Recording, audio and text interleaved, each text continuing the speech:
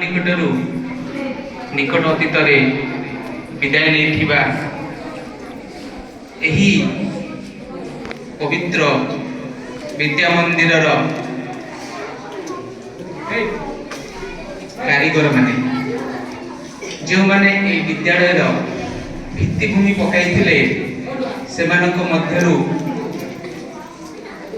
जो मानक आज आम पाखरे पाइचु से आमर अति प्रिय Pyari sir, Ashok sir, Trailok sir, Keshav भाई, श्रीधर भाई, Sunil sir, Chandan sir, Jayant sir एमाने समस्ते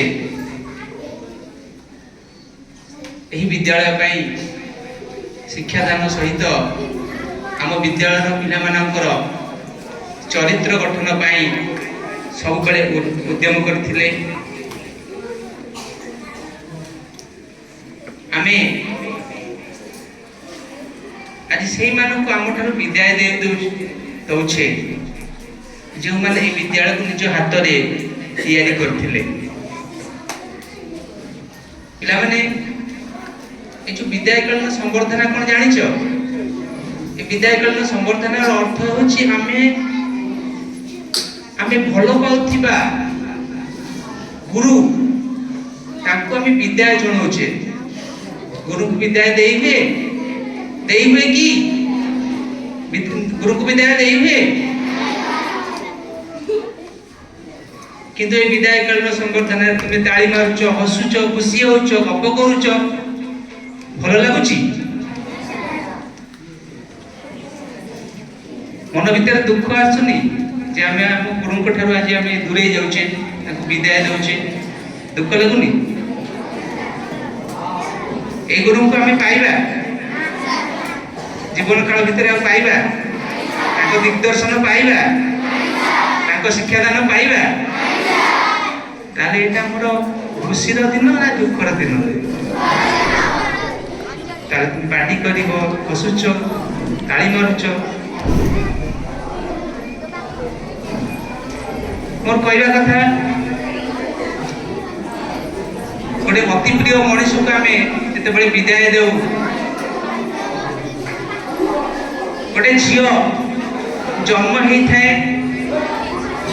लीला खेला करता आप घरे जिते से शाशु घर को जाए सी पर हो जाए, बाप घर पर हो जाए, सी हो जाए घर पर कुणिया कुणिया कुणिया होती 2.5 दिन बुझिपार कुणिया होती 2.5 दिन सी आसब पुणी पलैब तार सी आम पाखे चिरदिन रहा किंतु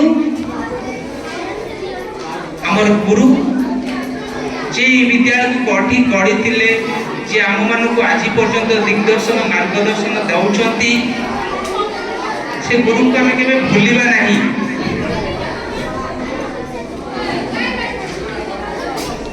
तेणु ए दिवस को आम मन रखा शिक्षा दीक्षा आम अनुप्राणित हवा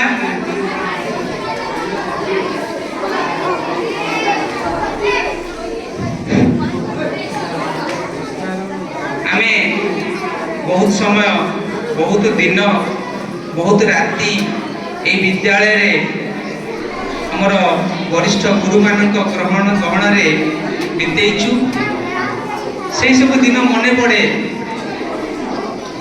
प्यारी sir, Ashok sir, Trailok sir थिला बेले से सब दिन गुड़िक आज भी आखि आगे नाची जाउची, से दिन सब फेरी आसंता कि मुझे जानी भासी जाइथिबा कागज डंगा आ फेरीबनी फेरीब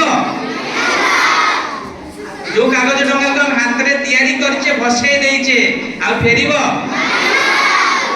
ताले से दिन आ फेरीबनी।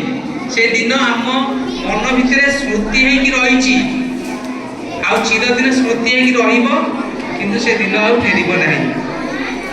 तेणु जो विद्यालय आमे मो प्रिय गुरु माननकु ए विद्यालय हमर बड़ भाई श्रीधर भाई, केशव भाई की भाया लोक को आम हरई देइछु से मानकु आमे आ पाइबेनी। से माने विद्यालय को आसीबे किंतु गेस्ट आम तो गेस्ट कर डाकुचे कुणिया है कि से माने ଆସୁଛନ୍ତି କିନ୍ତୁ ଖାଲି ଏତିକି ଅନୁରୋଧ କରିବି ସେମାନଙ୍କର ଆଶୀର୍ବାଦ ସେମାନଙ୍କର ଭଲ ପାଇବା এই ବିଦ୍ୟାଳୟ ପ୍ରତି ଯେମିତି କମି ନ ଯାଏ ମୁଁ ସେଥିପାଇଁ ସେମାନଙ୍କୁ ଅନୁରୋଧ କରିବି। ଏତିକି କହି ମୋର ବକ୍ତବ୍ୟ ଶେଷ କରୁଛି। ନମସ୍କାର। ଧନ୍ୟବାଦ ସାର୍। ସମୟ ଶୀଘ୍ର ଶୀଘ୍ର ବଢ଼ି ଯାଉଛି ଏବଂ ସାର୍ ଯିଏ କହିବାକୁ ଅଛନ୍ତି ସାର୍ମାନଙ୍କୁ ଅନୁରୋଧ କରିବି ସ୍ୱଳ୍ପ ସମୟ ମଧ୍ୟରେ ତାଙ୍କର ବକ୍ତବ୍ୟ ରଖିବେ। ପରେ ପରେ କୃଷ୍ଣ ସାର୍ଙ୍କୁ ଅନୁରୋଧ କରିବି ତାଙ୍କର ଅଭିଭାଷଣ ରଖିବା ପାଇଁ।